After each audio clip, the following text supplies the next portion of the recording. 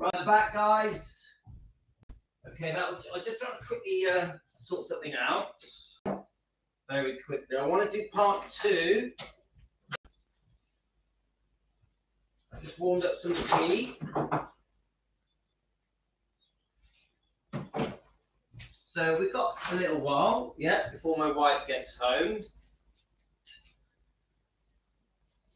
Got a nice cup of cha. What more do you want? So it takes a few minutes for you to get on. Got Elvis on in the background.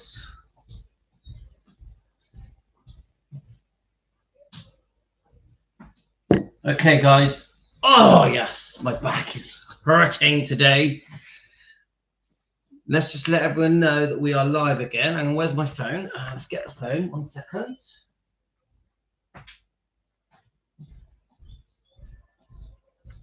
More than just the day. I've already found a few documentaries that I want to play for you guys. Right, let's tell a few people that we're live.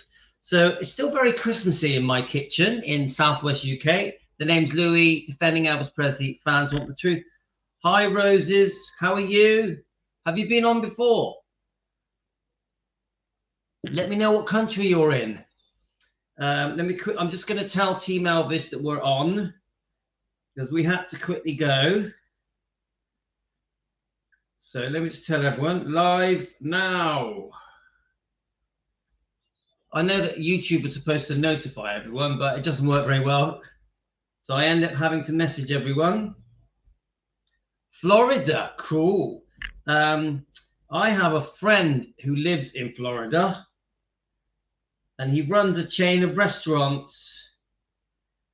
So let me just get his name up. I'll tell you the name of the restaurants. Right, let me get his name up. Obviously, you're not going to know him. Florida's a big place, but you'll know the restaurants. Let's have a look. The restaurants are called Applebee's Grill and Bar. Roses. Have you heard of Applebee's Grill and Bar? So my friend lives in Tampa.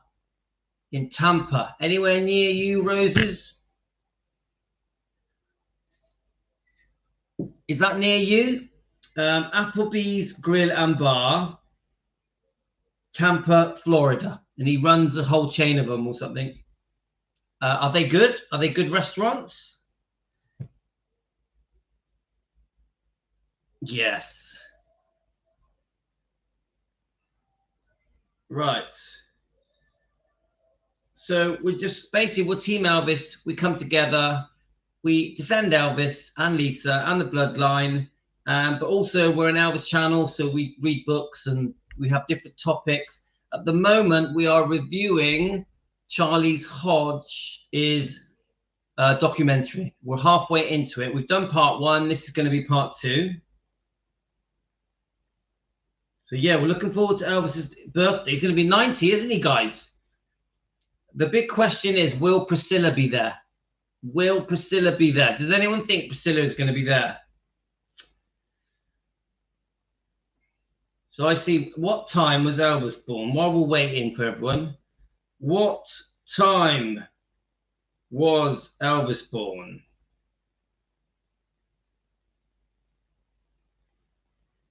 See if it comes up. Right, let's just read it, shall we?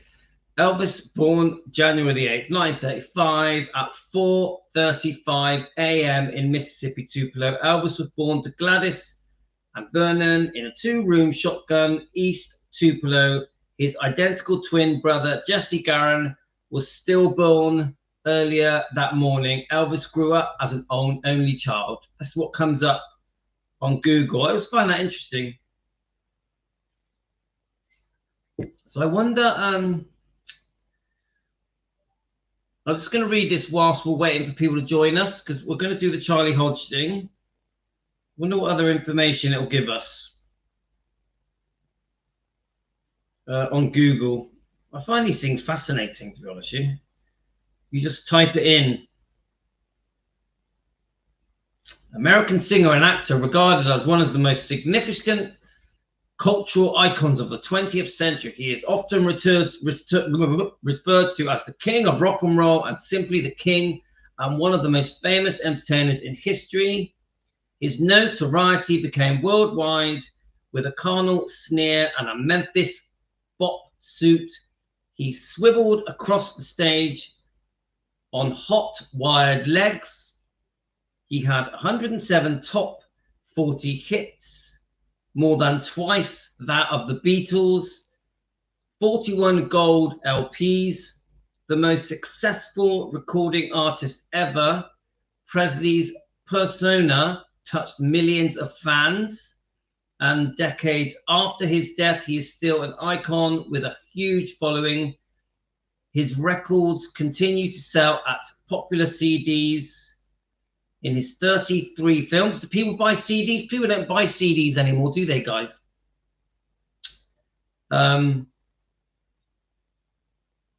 His 33 films still spin off the racks of video stores, and some 15,000 licensed retail products bear his name or image.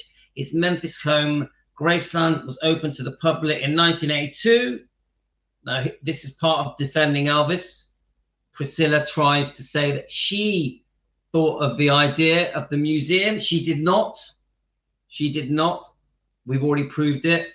She tries to say that she saved Graceland. She did not.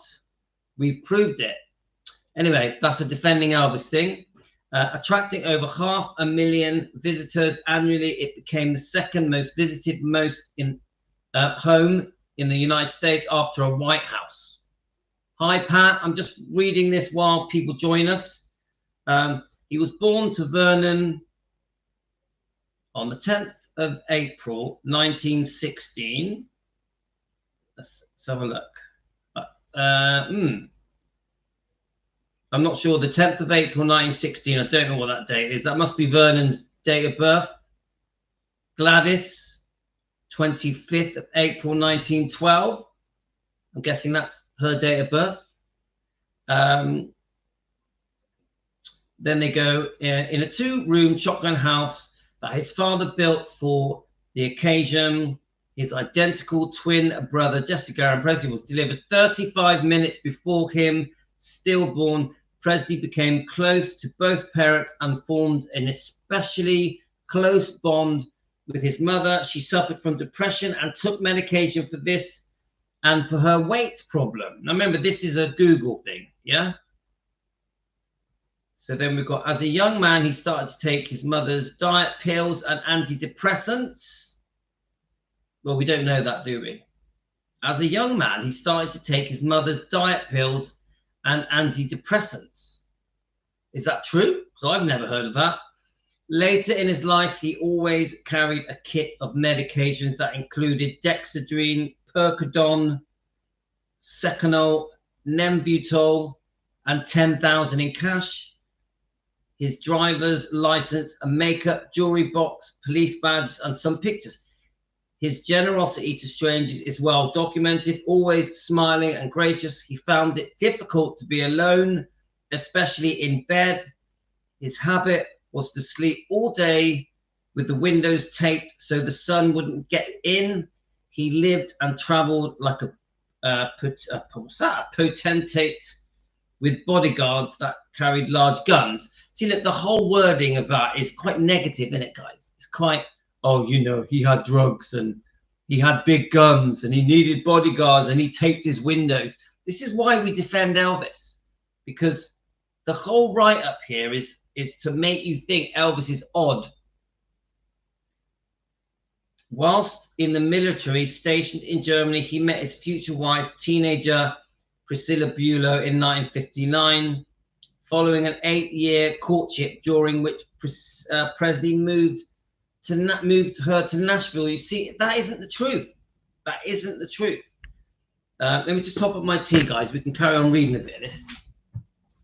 I actually find it interesting that you can go on to Google and read a load of read the truth twisted. Yeah, this is why we're defending Elvis. warm that up properly. Come on. We want warm tea, not cold tea. It's exactly why we defend Elvis, because you go onto Google or Wikipedia, isn't it, guys? You go onto Google and Wikipedia and you read a bunch of lies. Let me just see what this is. This is Astro Data Bank.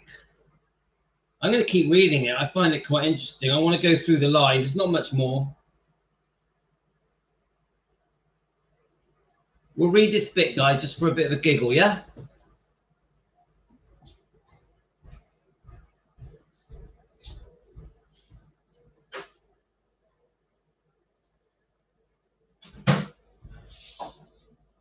Okay, that'll keep me going. Right. I've got my tea. That'll keep me going during this show. I've had too much tea. So I've drank way too much tea, way too much coffee. So hopefully we're going to carry on with the Charlie Hodge documentary. We're halfway in it. Part 1 was on the last live stream. Welcome to Defending Elvis. Welcome to Team Elvis. We're just quickly reading this while you guys join us, because obviously I had to cut off quickly on the last show. So we've just put it into Google, Elvis's date of birth, and that is his birthday on the 8th. And then I'm reading what information the public are supposed to believe. Don't forget, if you're a non-Elvis fan and you don't know much about Elvis, you're going to read this and believe every word of it. Now, half of what's written here has been twisted in a negative way to make Elvis look bad, to portray Elvis as a druggie, a serial adulterer, to blame Elvis for all the wrongdoing to Priscilla. It's just wrong. This whole write-up is wrong, but let's read it a bit more. Whilst in military, stationed in Germany, he met his future wife, teenager. See how they put the word in, teenager? Now, what they should do is say he just met her briefly in Germany for around 6 months. They were just friends, no sex. Then he didn't see her for nearly 2 years. That's what they should say. Yes, Pat, I loved it. I love my Christmas. Christmas Day, cooking-wise, my wife didn't like it. She got quite stressy about the cooking. I would have happily cooked, but my wife likes to do it her way. She wants to cook the Christmas dinner her way, so she was a bit stressed during the cooking of the... But other than that, we had a lovely time. We had a lovely time. I've loved my Christmas. The kids have had the best Christmas they've ever had, ever. Anyway. Oh, Roses, you make the famous peanut butter and sandwich. Yeah, Roses. I bet it tastes lovely. I've never made it. It was on Christmas. Yeah, Pat, it was on Christmas Day, but actually Boxing Day yesterday and today has been very relaxed. Hi, Blessed. We have Christmas with my son-in-law and daughter today. Finally get to open our gifts. All right, you've left that late. Blessed to Crochet. Don't forget, Blessed to Crochet has her own channel, guys. She does live streams. I've been on there a couple of times, Blessed, and watched your live streams. Did you know that? So if any of you guys want to see Blessed, pop over to her live streams. You can have a nice chat with her. Blessed, did you know that I was on your live stream? Right. Let's have a look. So they give the impression she's 14, but really it was just a brief friendship. Then they give the impression, following an 8-year courtship during which Presley moved her to Nashville, Tennessee, they married on the 1st of May 1967, but that isn't true. They didn't have an 8-year courtship. This is why we're called Defending Elvis. He briefly met her in 1963, end of 62, 63. She moves over to stay with Vernon and Dee when she was nearly 18. They were not a couple. The relationship didn't really properly start until 63, and even then it was more, Elvis classed himself as a single man. Yeah, so I think she moved over in hope that maybe Elvis would settle down, in hope maybe Elvis would marry her. So this bit here that says they had an 8-year courtship and then got married is bullshit. Don't believe everything you read, guys. So then it goes on to say, they married May the 1st, 1967. At 9:41 a.m. in Las Vegas, Nevada, their daughter, Lisa Marie, was born 9 months later to the day on the 1st of February in 1968. But the marriage became increasingly tumultuous. Well, the truth is, yeah, I've been on your channel, blessed. But the truth is, we'll do, Elizabeth, we're doing part 2 of Charlie Hodge, but I'm just, whilst I was waiting for you guys to join, I was just reading what's written on Google about Elvis, and I'm just disagreeing with the things that are being said. So the truth is, the reason the marriage became increasingly tumultuous, is the word they use here, is because Priscilla was unfaithful 2 months after Lisa Marie was born. But that isn't in here. This is it. They put in the comments to make Elvis look bad, to blame everything on Elvis, make Elvis look like the bad guy and Priscilla look like the victim, when the truth is she was unfaithful. She was unfaithful. They should throw that in. They were not together for 8 years prior to the marriage. That's another lie, yeah? During their marriage, while on tour, if Priscilla wasn't with him, Presley would ask Ace to troll for girls so he could spend the night with. It's just, what a horrible write-up. He kept books on astrology and numerology so he would have topics of conversation. Well, that's, yes, I know he was interested in astrology and numerology and spiritualism and the Bible and many other books, but not to create conversation. He was just truly interested. Right, here we go. More lies, guy. More lies. So later in life, due to poor eating habits, his weight soared to 250 pounds. He wrapped himself in saran wrap before dressing to look slimmer, but this just made it more difficult for him to breathe. It's just bullshit, guys. A sensitive person, he was hurt by many people when his bodyguards wrote an expose of his life. His first comment was, what Lisa Marie going to think about this? His second comment was, what are the fans going to think about this? Of course, we know the book was a massive betrayal. Where is it? I've always got it here, but I always lose it. It's quite a small book. But Red West, Sunny West, Dave Hebler, that was a no-no. Should never have written that book, guys. I know that 2 of them are dead now, but Dave Hebler needs to just say sorry and show regret, and then the fans will forgive him. He's an old man now. I don't think there's any point in giving him any hate. He's too old now, guys. Right, let's read this last bit. Presley died of heart failure August 16th, 1977 at 2:50 p.m. at the CDT in Memphis, Tennessee. There were many prescription drugs found on the premises in his system. Yes, because he was chronically sick. Elvis was seriously sick, a very unwell man. He needed his prescribed medication. The following autopsy found Presley's liver bloated, his colon to be stretched to twice the normal size. But there was a reason, guys. There was a reason he was unwell. And here they say, due to a buildup of chalky white fecal matter, both sides of severe drugs abuse. So the whole, they're really trying to paint him out to be a complete drug addict, aren't they, guys? It's just, when there's much more to the story. Even obviously there's the Dr. Forrest Tennant's book, but obviously we've got Sally Hoddle's book, which I'm not mad about, but where is it? I'm trying to see where it is, which tries to explain why Elvis was chronically unwell, chronically sick. I don't believe Elvis was destined to die young. I really don't believe that. So I'm actually a bit offended by the title of the book. But I do believe Elvis inherited some serious chronic problems with his health as a child. I really do. So his body, as he became more unwell, started to break down, didn't it? So he needed these medications. He turned to his doctor. He was desperate. He was in pain. He was in discomfort. So, yeah, he needed a lot of prescribed medications. The toxicology report found toxic levels of codeine. Well, yeah, painkillers. he was in a lot of pain.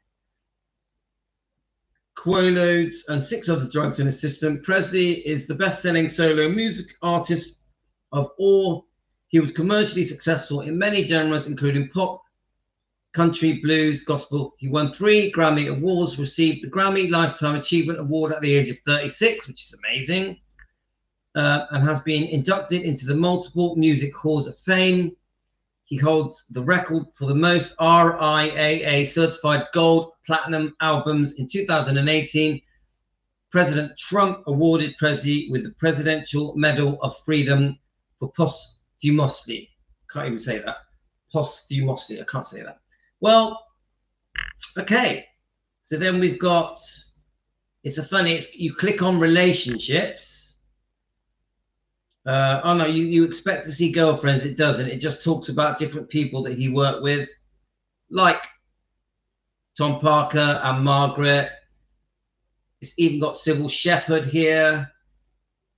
It's got Linda Thompson, Natalie Wood, then his daughter, Lisa Marie Presley. And then it goes on to his spouse, so Benjamin and Riley. It's interesting, but a lot of this, guys, is just wrong, isn't it? A lot of this is just being twisted. Anyway, let's get to what we're here for. We're going to carry on watching the documentary with Charlie Hodge. We're on part 2. We've already done part 1. Whilst I'm playing it, guys, I'll read your comments. So I just wanted to give you guys a chance to join us, because I know that obviously with the notifications just don't seem to work out, do they? So we just wait. I just wait for you guys to realize that we're live. So we were 30 minutes into it, and then I'm going to read your comments, guys. So remember, we are reviewing this.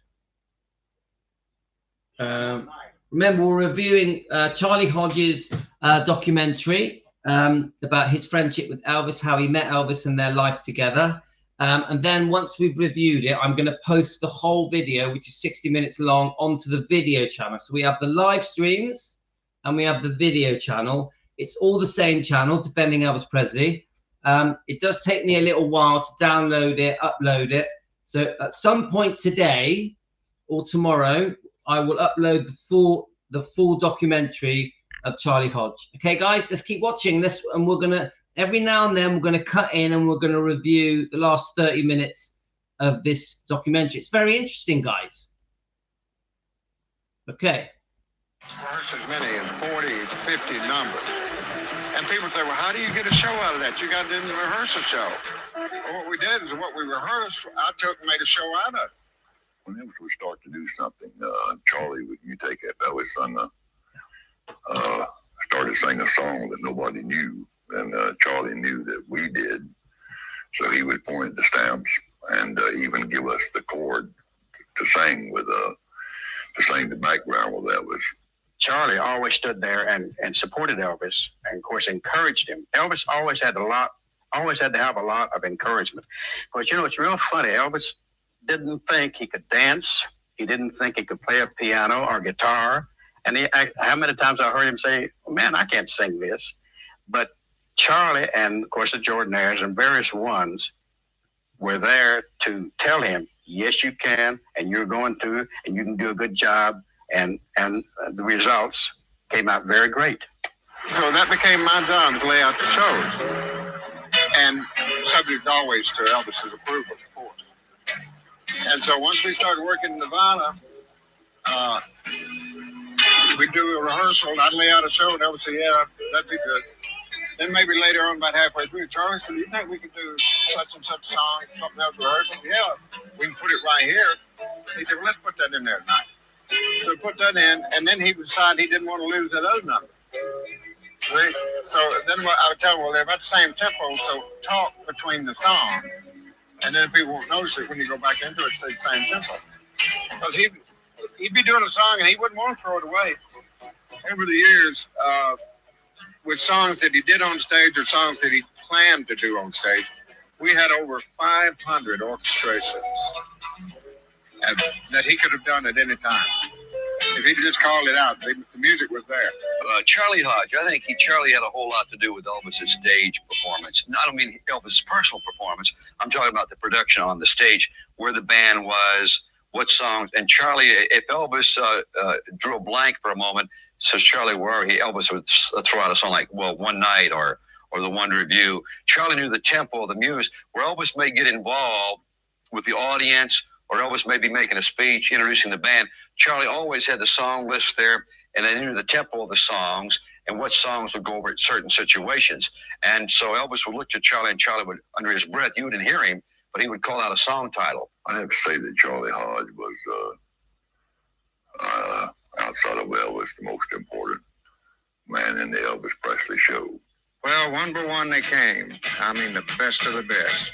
We had Jerry Sheff on bass, Larry Mahorak on piano, John Wilkerson on rhythm guitar, and the great James Burton on lead guitar, and that fantastic Ronnie Tudd on drums. And I took the acoustic guitar and I sang with Elvis. Larry only made the first engagement for us, and then Glenn Harden joined us with his piano after the next opening. Elvis then called in the Imperials Quartet and the Sweet Inspirations. And one of the Sweet Inspirations, it was 4 of them at that time, was Sissy Houston, the mother of Whitney Houston. And we began to plan the show. We went and we caught Barbara Streisand, who was kicking off the first month at the New International Hotel. And this is the same stage that Elvis would be on, you see. So he began looking at it to see, it was such a big stage that you looked alone up there. Barbara looked like she was by herself. And he wanted to have people around him, so we had the big orchestra. And he got this idea from going to see Barbara and Tom Jones, who, Tom and Elvis had been friends for just years. And he, seeing these stages and what Tom would wear and everything, he decided what he wanted to wear and kind of how the lighting should be. And from watching all these shows, see, he could get an idea of what was happening in Las Vegas today, see. Elvis decided that he didn't think he'd feel comfortable in a tuxedo. So what he did is, he was in karate, and in karate they have an outfit there where it's called a gi. So he and Priscilla designed kind of a modernized gi. And that way he could have freedom of movement on stage. Love it. And do some of those great moves he did when he was singing the song. We started planning what we were going to do in 1969 before we opened in Las Vegas. And at first Elvis didn't want to use his guitar. He thought it'd just come out without it. And we sat down and we talked about it. And I said, well, gee, everybody's used to seeing you. Like your first album had that picture of you and the guitar on it. And maybe we can use it the first 2 numbers and then lose it. And so he said, yeah, that'll work. So come out, and then different things developed from that, like him hitting me in the stomach with the guitar. Nothing of that was ever really planned. And then he used to just hand me the guitar after he finished the second number. And then he got where he'd kind of lob it over to me, And then he started doing these karate workout things. Cool. Where there's going Love it, guys. And everything. And Woo! I'm waiting back there. Where's he going? Where's he going? Catch. And then one night, instead of turning around and lobbing it to me, he just Hi, threw it TRK. over his head like that. Well, from then on, I caught the guitar. Never missed it one time. But if you can see the later videos where I'm catching the guitar, the orchestra actually had a period they put there. They waited, and when you saw me catch a guitar, Joe Garcia had the orchestra go, dun, dun, as I called it, big chord. So those things just developed. Nothing was ever planned. Everything worked off of Elvis and became part of the show. And the rehearsals before the opening were marathons. And the intensity and excitement was building, and everybody felt it. We'd rehearse all night long sometimes. Somebody asked me one time, what all I did on stage for Elvis. And it was a number of things. Hi, Cherie. I laid out the shows, subject to Elvis's approval, of course.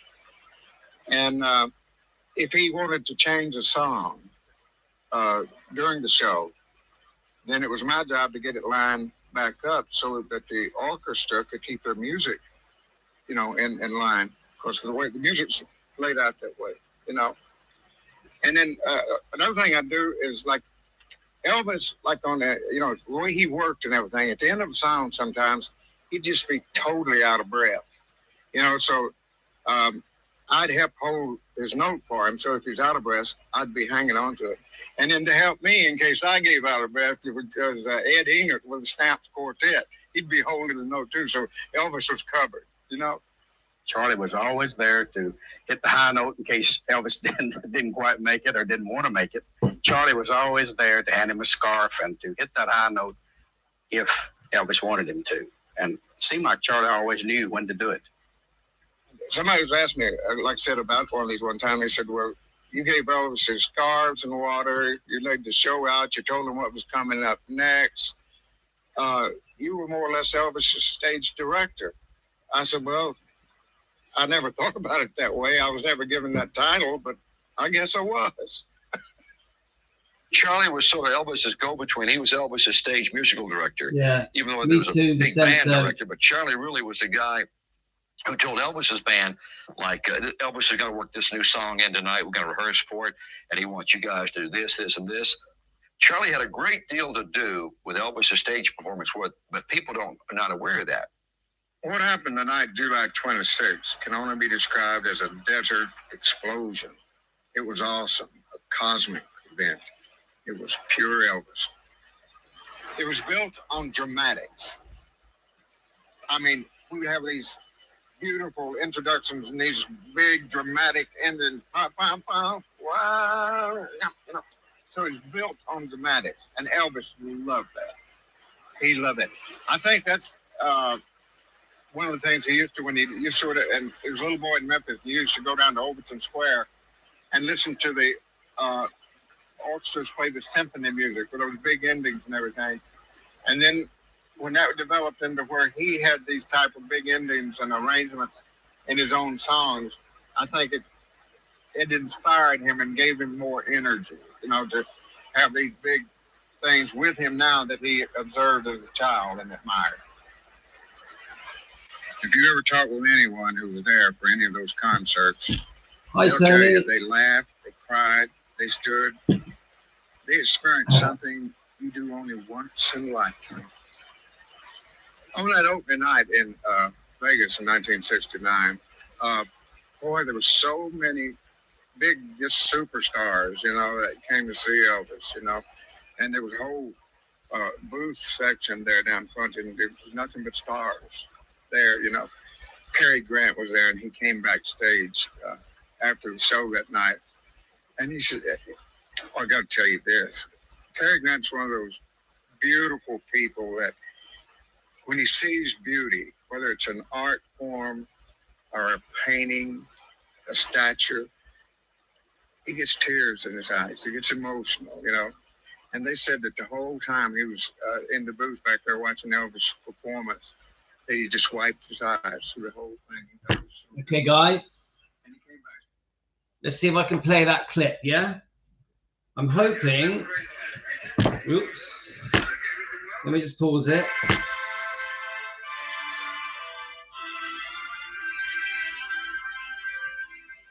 Come on. Hang on, guys. Let's see if we can find the Cary Grant clip. Let me get my stand.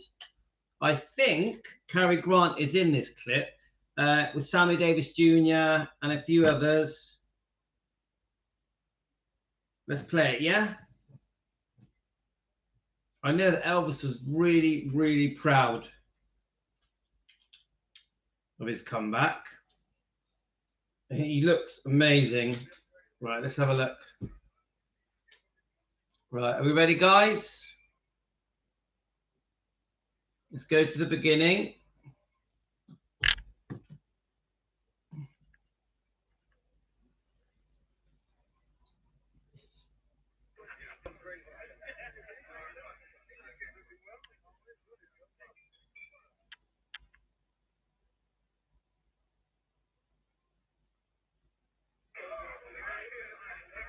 Amazing. There he is, Cary Grant from Bristol.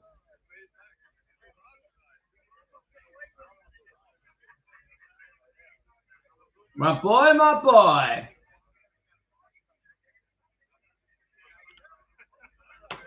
Guy looks good.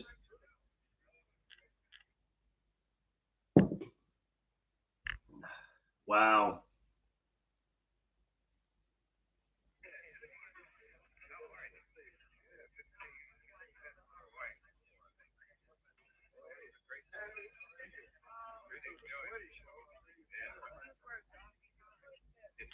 Thanks, Vincenzo.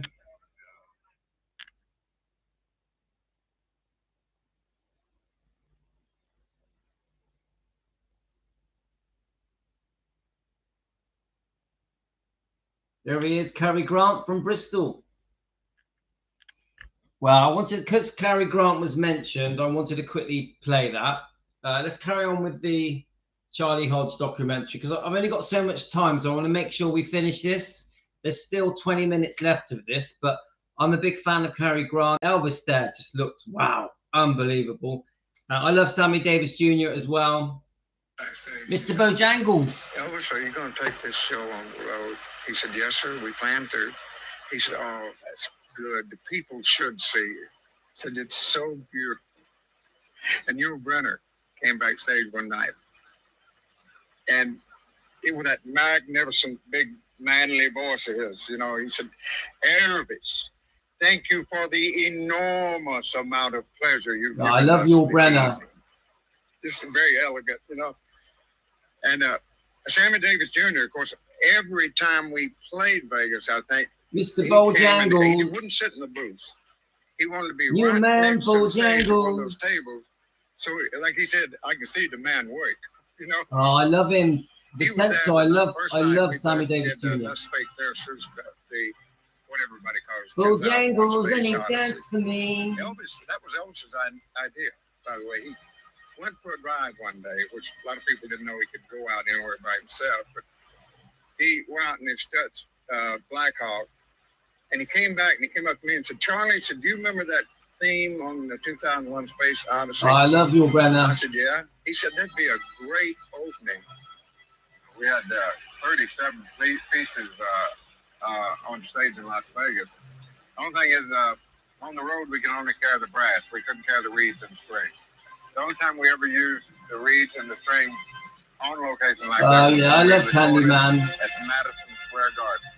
And then it was conducive there to use the strings and the reeds and the brass. But the whole thing was dramatic. Yeah, dramatic. Elvis would want me to play games with him. He didn't want to look like he was picking on me. Like he'd come over sometime and he would like take a drink of water and then throw water on me, and then he'd say just over his shoulder, throw some on me. So it looked like that we were playing with each other and it wasn't just him picking on me, which I would do. And sometimes I'd take a kick at him just as he walked off and just barely miss him, you know, something like that. I love it. Those things that weren't planned, you know, like it's like I was coming over to the end of the show, and we'd been on stage like 45 minutes or 55 minutes. He said, what's next, Tom? And I'd tell him what's next. He said, I don't feel like doing that. What's next? I'd tell him that. I don't feel like doing that. I said, well, look, we're already done 55 minutes. Do funny how time slips away and let's go home. He said, okay. One night we were playing an engagement somewhere. I don't know where it was. But Elvis saw these two young ladies down at the edge of the stage, and they had a birthday cake that they had prepared for us. And Elvis got down, and he was thanking them. And when he looked up, he had that look in his eyes. He's up to something, you know? And I said, uh-oh, here it comes. In front of 18,000 people, here it comes. And he did. As soon as he said thank you and turned around, he just come over his shoulder with that. And I threw my hand up in front of my face and caught the cake on the back of my hand. Went around behind it and grabbed it like that. But to the audience, it looked like it hit me right in the face. I managed to just get a little bit of icing on my shoulders, and that's it. But he played, it wasn't planned. It was something that happened. He didn't get angry about it. It was just part of the show. Yeah, it's funny. Like, you know, some lady threw panties on the stage, you know, and he come back and put them on my head, and big old JD's go over there and put panties on his head, you know. JD and I got the results. Love it, absolutely love it. On stage. The first time I met Elvis Presley, he was just a kid. And he would come to the Sings in Memphis when he was 14 years old as a boy. and would hang around backstage, asking me everything in the world about how you get into show business. And I've said many times, I wished I could remember what I told him, because I left to do that myself.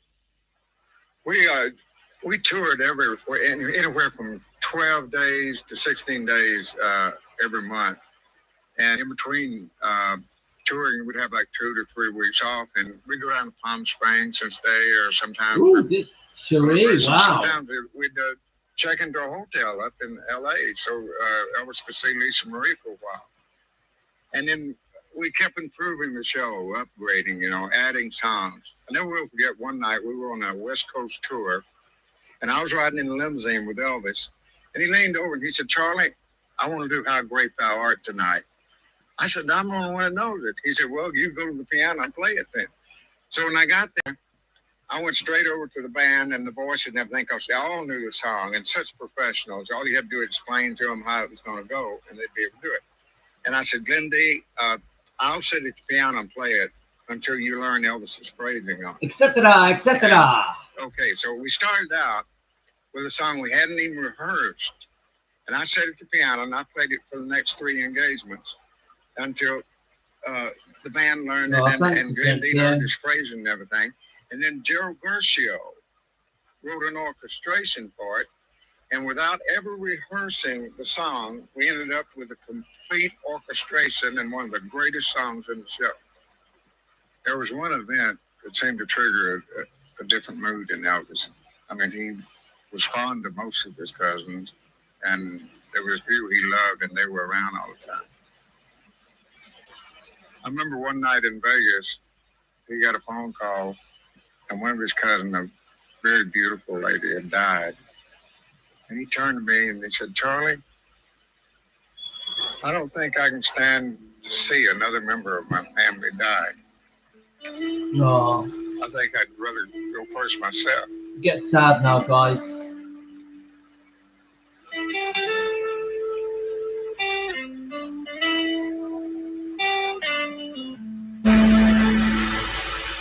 If there was anybody that was ever a friend, we're going to start crying now, to Elvis Presley, it was Charlie Hodge. Elvis seemed to be, fascinated with life after death. He was reading a lot of books in those days, like on metaphysics and philosophy, but he never got away from the Bible. He always would read his Bible.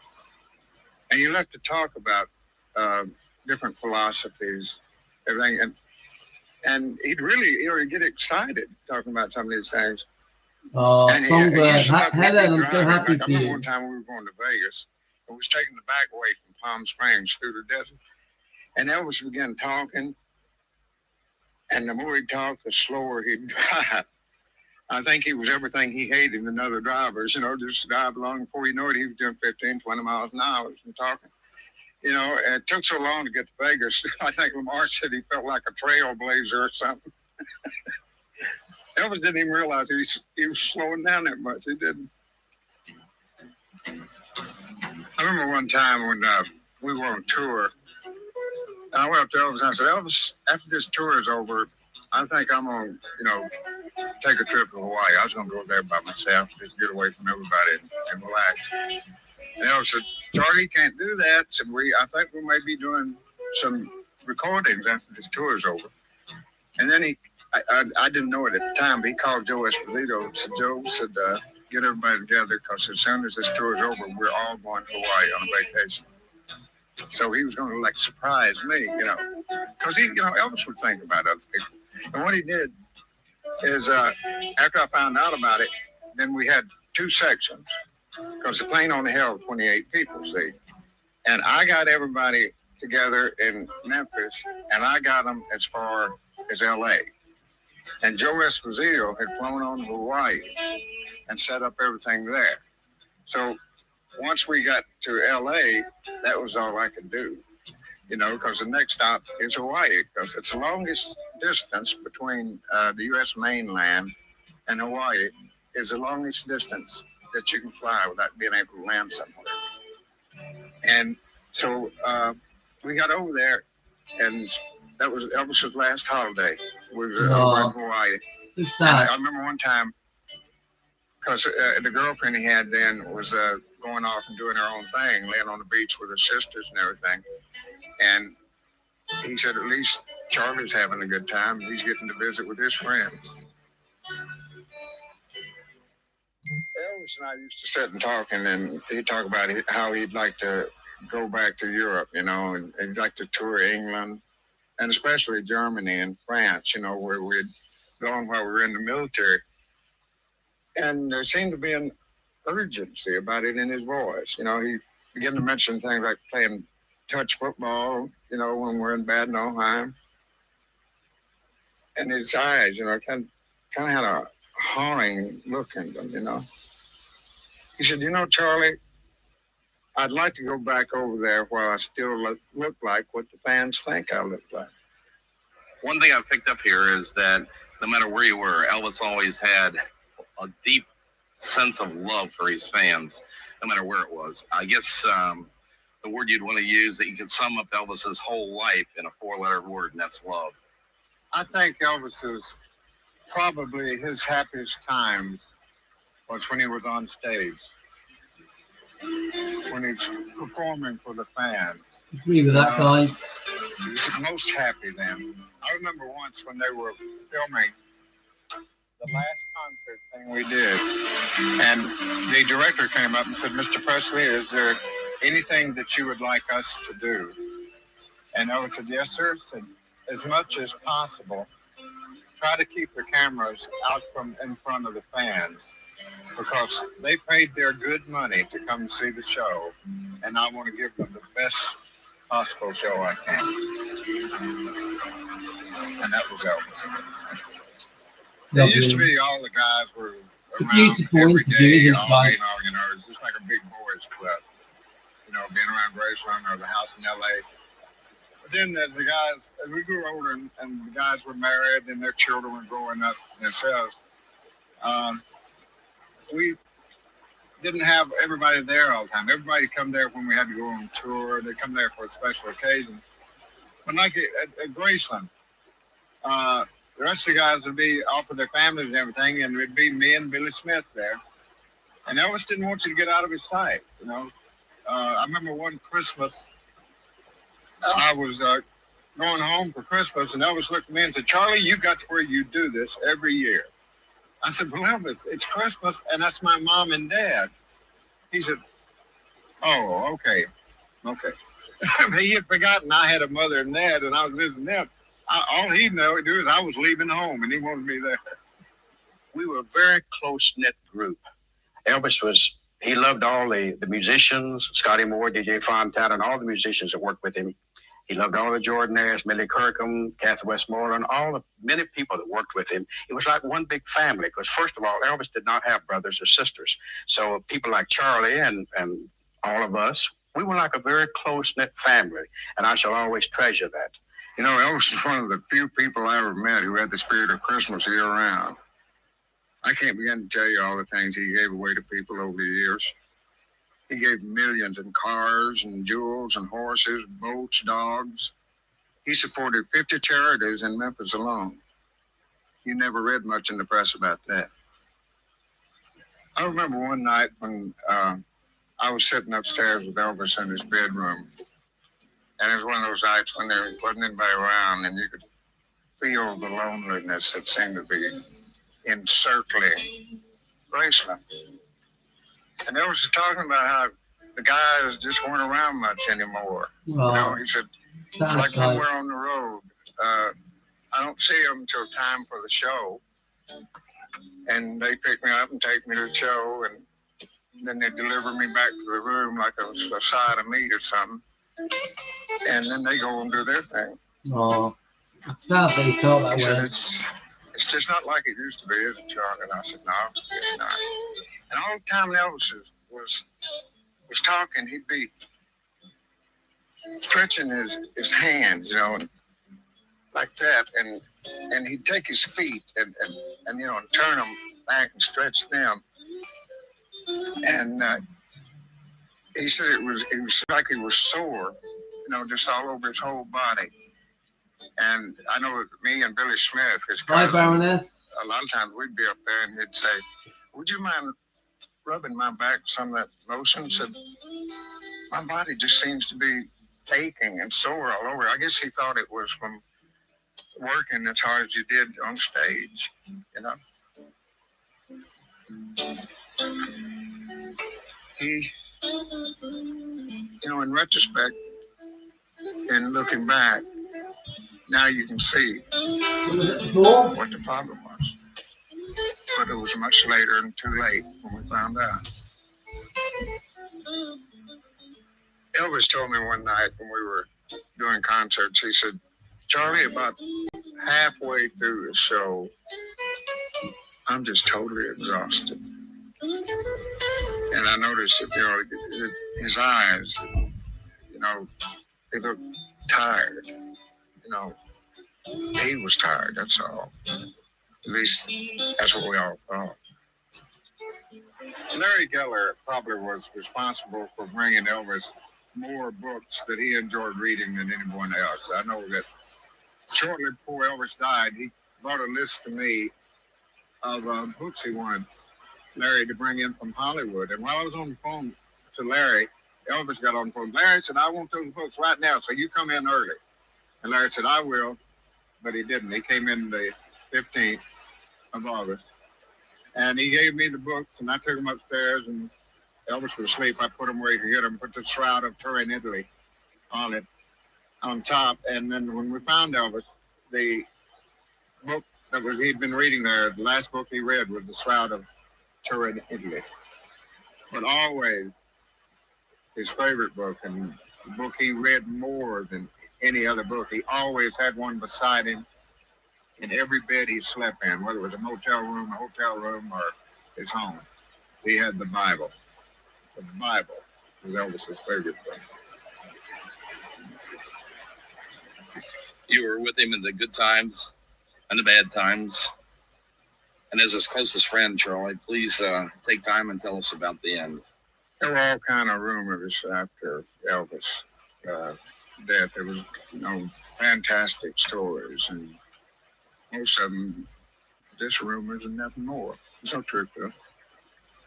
They discovered during the autopsy that the right side of Elvis's heart was twice as big as the left side. Big side. And that he had already had 3 heart attacks already and didn't even know it. And of course, he had a bad liver, just like his mother did, and they were trying to fix that. And he had always had a trouble with high blood pressure, and his mother had that. Same thing. And also he had glaucoma, and he had to take medicine for that. And one day, I was over visiting Mr. Presley at his house, and Elvis' friend, Dr. Coppola, came over and told us something that kind of cleared up a lot of things we'd thought about, of why Elvis was always so sore and everything. And Dr. Nick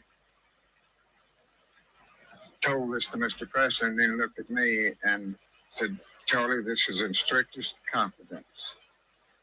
And we didn't mention it to anybody. I didn't mention it myself to anyone until after Mr. Presley had died, and then I put it in my book.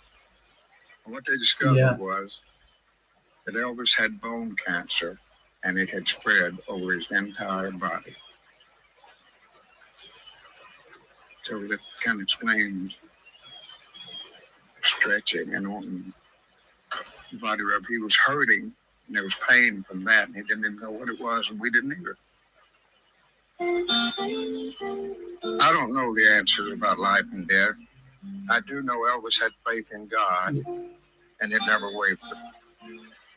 All I can tell you is that a bright, vibrant light, an exceptional soul, walked over with me on a Memphis stage one night.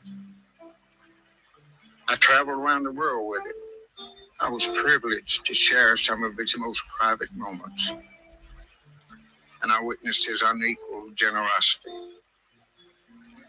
Watched him give of himself to everyone, and I saw the impact he made on the whole world. We're all just a little bit better for his having been here. Love that.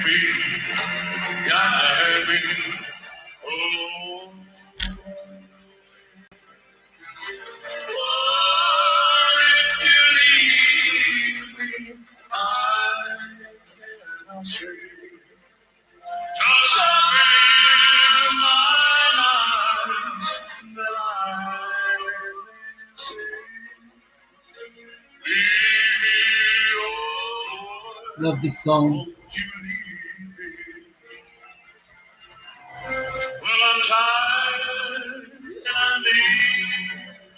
I can't thank Charlie Hodge enough for the help and the guidance he's given me.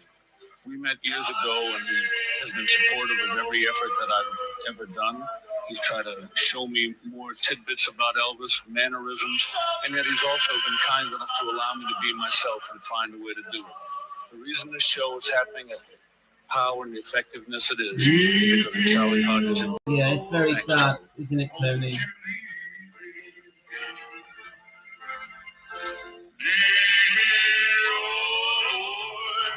Won't you leave me? And just as my battery decides to run out, right, let me just plug this in. We'll have a couple of minute chat before I go.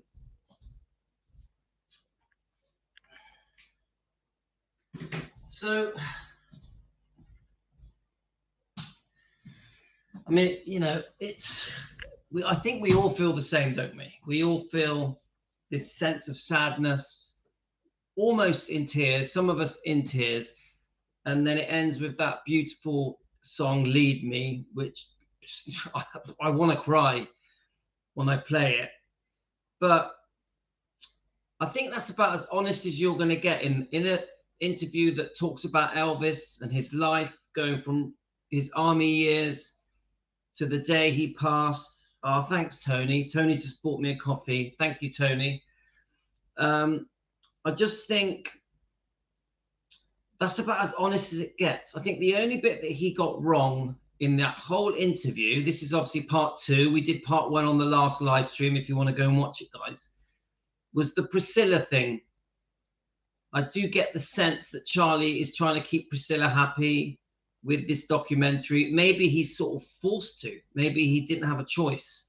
I think for this documentary to come out, I think it needed Priscilla's permission. And that's why I think he speaks well of Priscilla. But the rest of the documentary is, obviously, it's very old, but it's very honest and open. And I really get the feeling from Charlie that he really does speak from the heart. And he's telling us stuff that when that documentary came out, probably nobody knew many of the things. Oh, thanks, Pat. That's so cool. Pat's bought me a coffee. Anyone that buys me a coffee, thank you so much. It's very kind. I just think, yeah, there we are. Blessed says it. You can hear the love that he had for Elvis in his voice. That's as good as you can put it. Thank you, Blessed. Guys, Blessed's got a YouTube channel, Blessed to Crochet. She does live streams if you want to have a chat. But I just think, you know, yeah, Vincenzo says about the bone cancer maybe not being true, but I understand that point. But he was ill. He was unwell. Yeah, Elvis was very chronically unwell. I would say at least the last 3 years of his life. So whether it be bone cancer or heart problems, liver problems, colon problems, obviously we know about the glaucoma, blood pressure, blood sugars, doesn't really matter. He was very unwell. He was in pain and discomfort. He was a desperate man in need of help. He turned to his doctors, to the pills, to soothe him, to ease his pain, to relax him, to help him sleep, to help him wake up, to give him energy. So whatever, you know, it doesn't really matter what it was. He was unfortunately in a very sick, unwell state where he could have a heart attack at any moment. Yeah. So of course we're so sad.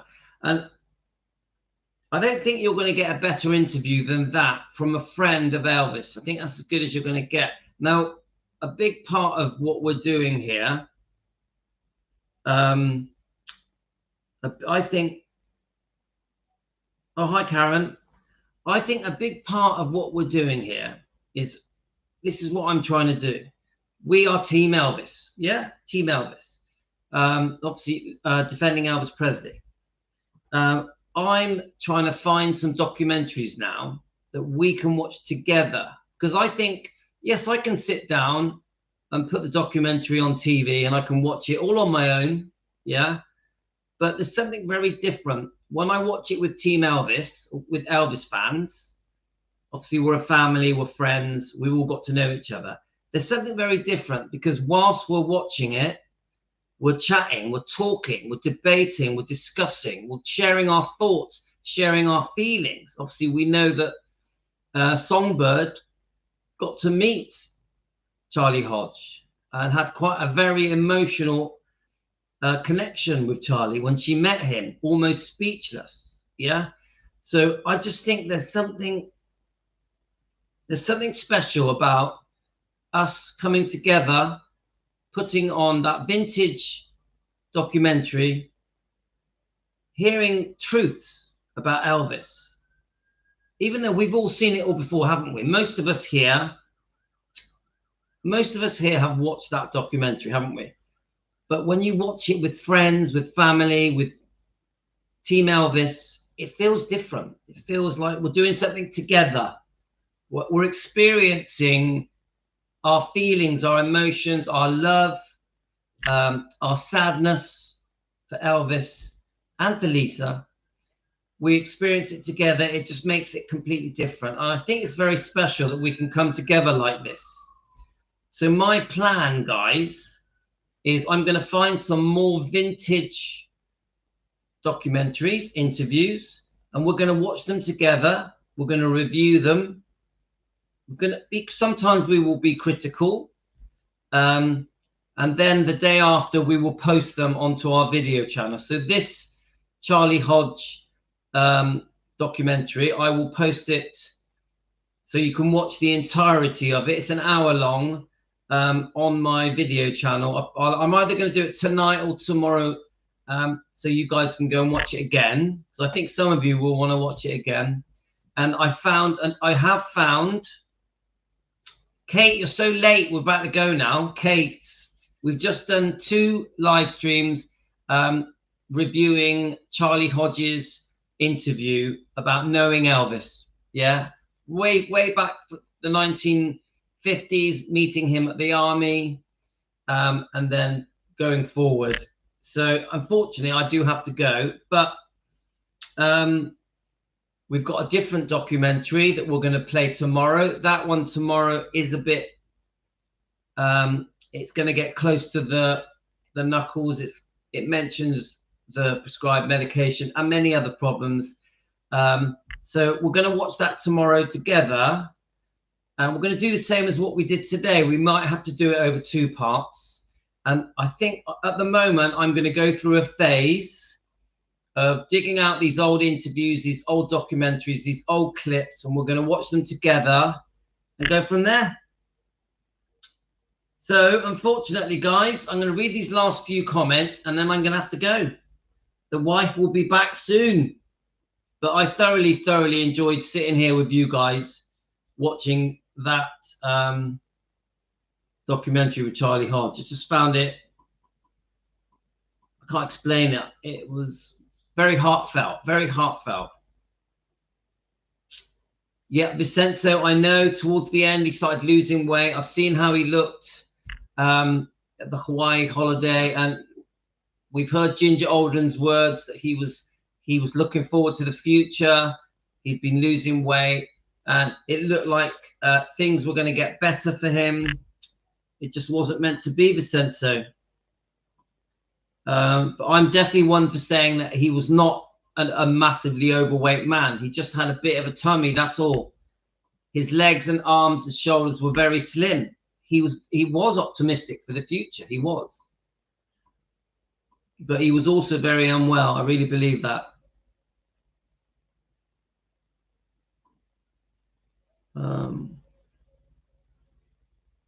Hi, Elvis Presley fan. Hope you're well. I've enjoyed this, so guys. I'm on, if you're Elvis Presley fan, I'm on your TV, yay. So we're going to come back tomorrow. We're going to do a couple more live streams. We're going to watch another documentary.